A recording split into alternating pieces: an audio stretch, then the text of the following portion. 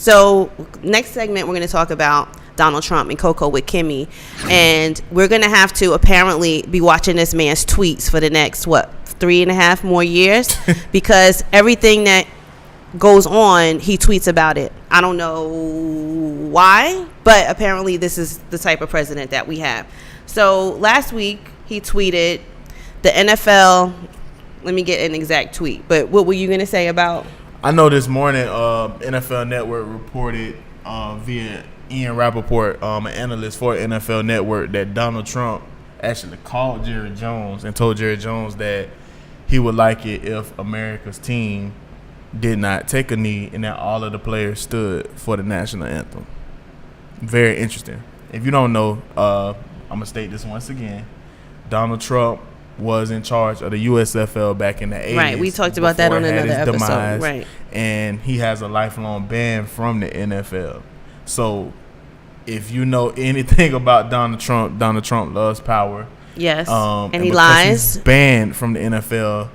That's a certain pocket of money. And I always wonder, because he's gotten a lot of contributions from a lot of the NFL owners, and he, you know how he is, he's like big on quote unquote loyalty, and I always wonder why he never was at any of those games. Yep, that's why. And he's friends with them because he filed against the NFL, and I mean he actually won, but after he won, it was like, fuck it, we just gonna ban you from the league. Right. Period. Anything Donald Trump has touched, I don't give a fuck how rich he is. Anything he's touched, he's fucked it up. Everything. Anything.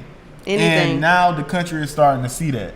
Like we said earlier, you are what you eat.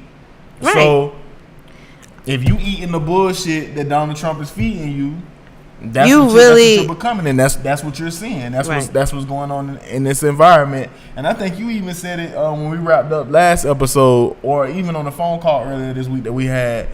You were saying, because a lot of people were saying, well, why are a lot of our black kids or black people not being killed how they were being killed a year and a half ago? Well, this is my theory on that.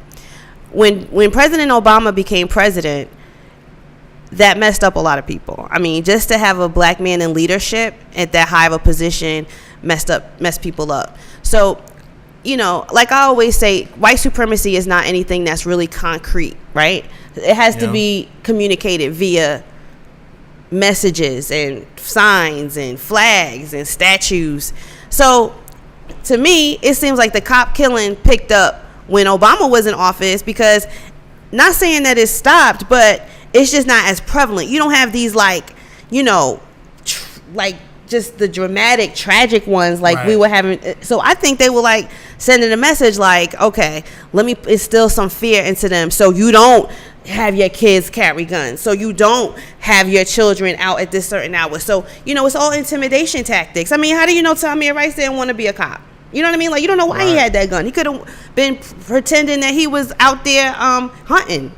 Right. You know what I mean? Like, it's all intimidation, and it tries to instill fear. And I'm sorry, when I'm trying to look for the one tweet, but once I got up on his Twitter, it's so many dumbass tweets. I don't know which one I need to read first.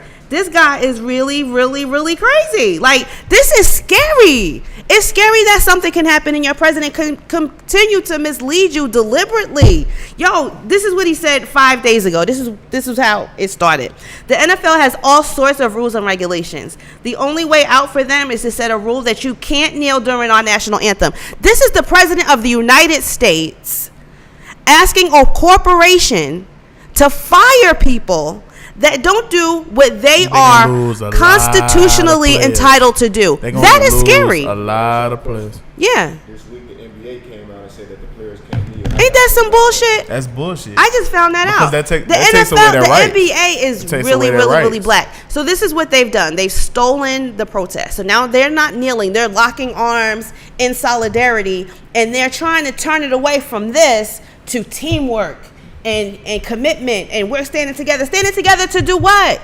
If you come out and you say, I'm standing together with my black teammates to bring awareness to the situation that goes on, to bring awareness to the inequality, to bring awareness to the mass incarceration of young black men, hell yeah, stand there, lock arms, twerk, do whatever y'all want to do, but make sure it stays to what he wanted it to be about. I'm gonna say this to your question. Allen Iverson was probably the most innovative player in NBA history.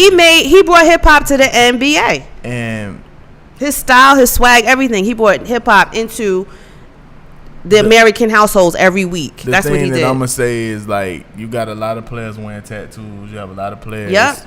Because they were frowned upon. They made them start dressing again. They changed the dress code because of Allen Iverson. But they made them start dressing up to come to games and stuff like that. To truthfully answer that question, I'm sure LeBron James and a lot of the NBA players that disagree with that new rule with the NBA, I'm sure they're gonna find some type of way to protest. Well, you know what? This is something they'll find a way. Let me tell you, LeBron initially, because Tamir Rice is this happened in Cleveland, and when this happened a few years ago, they asked LeBron, "How do you feel about what happened to him?" He said he didn't know. He didn't know, so he didn't want to speak on it. I'm not faulting him, honestly, but it's been so much of it. I can't even remember. Some of them I didn't even look into it because I got so disgusted to a point. I'm like, come on, like, this is happening every week. Right. This is happening every other day. This is happening every month, to the point where it's just like it's just getting congested in our society. Well, that's what, you know what, you can't get exhausted. That's like people have hurricane exhaustion, right? So I'm so tired of looking at hurricanes. The next hurricane is coming to me. Yeah, but they always say it's going to be the big one. With the system, so I'm not going to pay attention to that. With our people, because our people, we want to talk about it. We want to say, oh, that's fucked up, this, that, and the third. And somebody even, I don't know if it was a Instagram post, I don't know if you put it or if it was a tweet that I was reading. It's just so crazy how us in the black community, when Junebug kills Ray Ray, we won't protest. We won't do anything like that. We just like, oh, it was just some hood shit. It was just some hood beef. But if Mr. Sausagefield kills Trayvon Martin or whatever the fuck his You're name saying is. It's funny that happens? No, I'm not saying that it's funny that happens. What I'm saying is that we gotta, no matter if it's black on black crime or it's white on black crime, like you've never seen anti-violence marches in these, I have, in like Chicago and all those places. Is, how can anybody take us serious if we not stopping that shit in our community? Because trust me, I know enough people. If two people, well, the thing is, when Pookie kills Ray Ray, Pookie goes to jail, or Ray Ray, right. But before when they kill Pookie, the cops don't go to jail. What I'm saying is, before that even gets to a point, yeah, absolutely. Always that one person in the hood, like, look, they sit both of their ass down. Y'all got somebody in common that know y'all. Like, treat that to say everybody knows somebody that knows somebody that knows somebody.